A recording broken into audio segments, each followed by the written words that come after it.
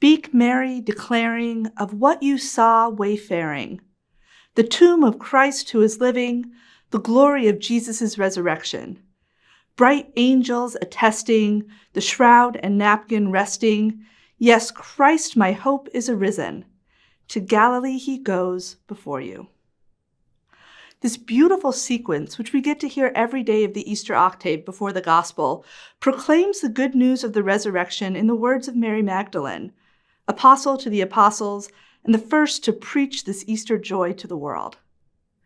Mary's encounter with the risen Christ turned her weeping to joy, and she hurried to announce to the other disciples, "I have seen the Lord."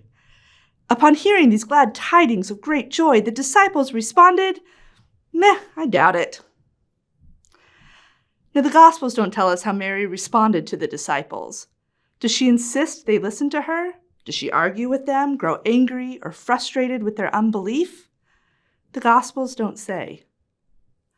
What we do know is this, that in this moment, the believing community is still a community of one, and it's left to Mary to hold in her heart both the abundance of resurrection joy and the weight of the disciples' doubt.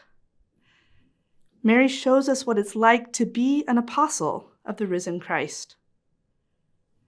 In our gospel today, the disciples, unconvinced by Mary's witness, are gathered together in fear with the doors locked when Jesus appears in their midst. This must have scared the crap out of them because Jesus' first words were ones of reassurance. Peace be with you. Hearing Jesus' words, seeing Jesus' body, both wounded and glorified, the disciples finally believed. The disciples' encounter with the risen Christ turned their fear to joy, and they hurried to announce to another disciple, Thomas, who was not there, "We have seen the Lord." And upon hearing these glad tidings of great joy, the disciple responds, "I doubt it." Now they know how Mary felt. And again, the gospel doesn't record how the disciples responded to Thomas's doubt. Did they insist he listen to them? Did they take turns trying to convince Thomas their story was true? Did they belittle or mock him, dismissing his unbelief? Perhaps for some, their own doubt began to slowly creep back in, as it does for all of us from time to time. The gospel doesn't say. Instead, it simply tells us that a week later, the disciples are gathered together, and Thomas is with them. Today's gospel shows us what it's like to be a community of disciples of the risen Christ. This resurrection community is abundant enough to hold both the disciples' resurrection joy and Thomas's doubt.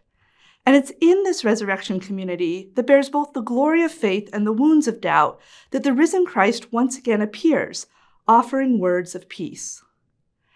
And it's in this community where Thomas first believes. Thomas's encounter with the risen Christ turns his doubt to joy, but it also transforms his doubt into a gift for others. This resurrection community that was brave enough to hold Thomas's doubt was also graced and blessed by the gift of Thomas's proclamation, "My Lord and my God." Because here together, the disciples were holding all of these things in common: joy and hope, grief and sorrow, doubt and faith.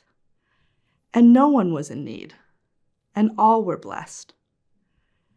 These disciples show us what it means to be church. In the first reading today, we hear about the community of believers in Jerusalem, where no one kept anything for themselves, but instead brought what they had and shared it with others. Some brought their abundance, while others brought their need. And they held all of these things, abundance and need, in common. And all were blessed. And these blessings began to overflow into the world around them, bearing powerful witness to the risen Christ. How do our churches today compare to these early communities of disciples? How do we call forth the gifts in our community? Do we create space for people who look or live or love differently from us? How do we welcome without fear and judgment all the needs of the people of God? Do we create space for grief and doubt and woundedness? How are we blessed by the presence of those in need among us? Do we recognize Christ in them? Blessed are those who were not there at the tomb or the tomb and yet believe through the witness of our resurrection communities.